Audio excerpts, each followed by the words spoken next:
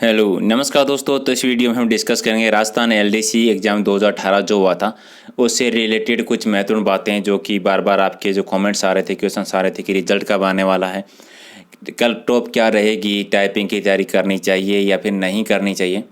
तो सिंपल सी बात यह है कि रिजल्ट का तो बहुत पहले ही आ गया था कि 1 महीने के अंदर अंदर आ जाएगा। तो 15 या 20 दिन के अंदर अंदर इसका रिजल्ट भी आ जाएगा और मेरिट इसकी 40% से ऊपर जाने वाली है नहीं। तो इसी चीज़ों के बारे में हम यहाँ डिस्कस करने वाले हैं। मैं हूँ प्रहलाद सारण, और अगर आप लोगों ने अभी तक इस चैनल को सब्सक्राइब नहीं किया है तो इस बटन पे ओके करके सब्सक्राइब कर लीजिए। पास वाला बेल आइकन ज़रूर प्रेस कर देना ताकि आने वाले जितने भी वीडियोस रहेंगे या फिर जो हम रोज़ाना लाइव टेस्ट करते हैं उसका नोटिफिकेशन आपको मिलता रहेगा, जो कि हम रोज़ाना 9:30 बजे लाइव टेस्ट करते हैं।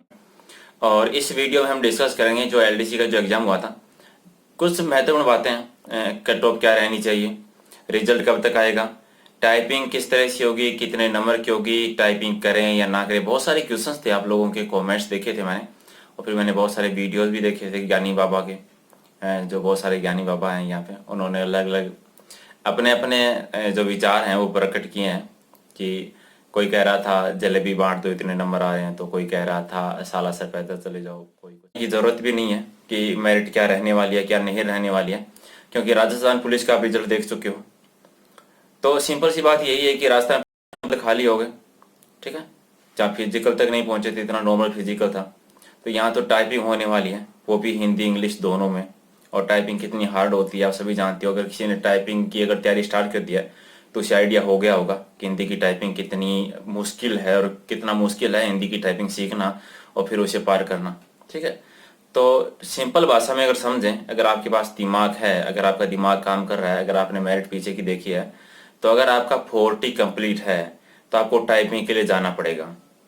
अगर आपका 40% हो रहा है दोनों पेपरों में तो आपको टाइपिंग के लिए जाना पड़ेगा, वो बुलाएंगे। लेकिन फर्क ये पड़ता है कि अगर आप आज ही अगर टाइपिंग करना शुरू कर देते हो तो बाद में आपको अफसोस नहीं होगा, लेकिन फिर अफसोस सिर्फ अफसोस होगा, फिर कुछ नहीं होने वाला है। अगर अभी आपकी 40 कंप्लीट है, अगर आप सोच रहे हो कि मेरिट बहुत ऊपर जाएगी, हम तैयारी नहीं कर रहे हैं, तो फिर सिर्फ अफसोस बचेगा। फिर सोचोगे काश टाइपिंग अगर कर लेते, इन ज्ञानी बाबा के चक्कर में ना पड़ते तो, ठीक है।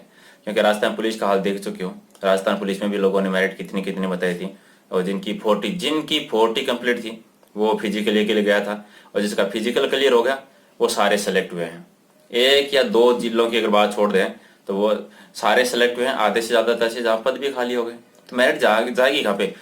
साइंस ही इतनी ज़्यादा हार्ड थी, बहुत ऐसा नहीं कि सारे पेपरों में एक जैसी थी, लेकिन साइंस चारों पेपर में हार्ड थी।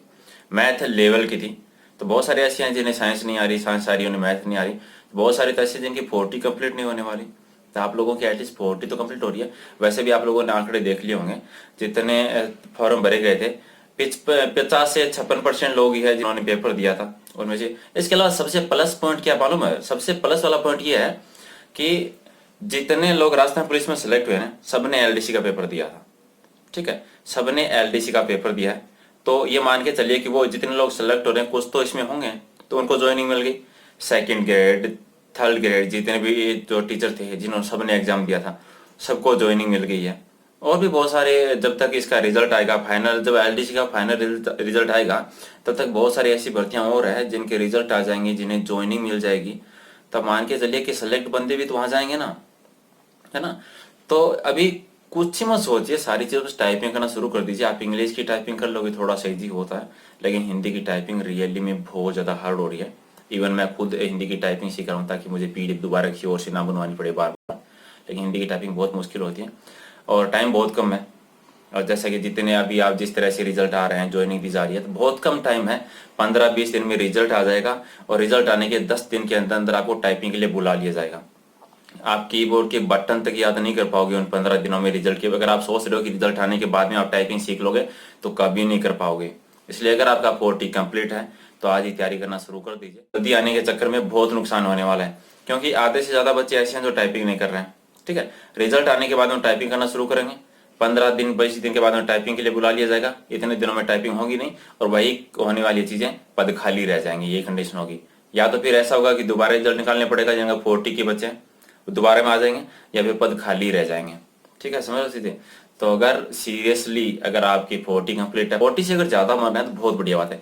क्योंकि देखिए हिंदी इंग्लिश का तो पेपर हुआ था ना, सबके 90 100 नंबर लगभग सबके हैं। बात पहले पेपर की है जिसमें साइंस मैथ और जीके था, और उसकी अगर 40 कंप्लीट है तो आज ही टाइपिंग जाना शुरू कर दीजिए।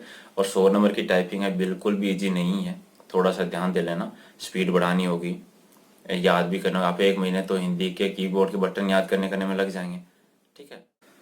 और कुछ नहीं है, बस इतना ही कहना है कि अगर आपका सिलेक्शन हो गया है तो आप सभी को बधाई हो।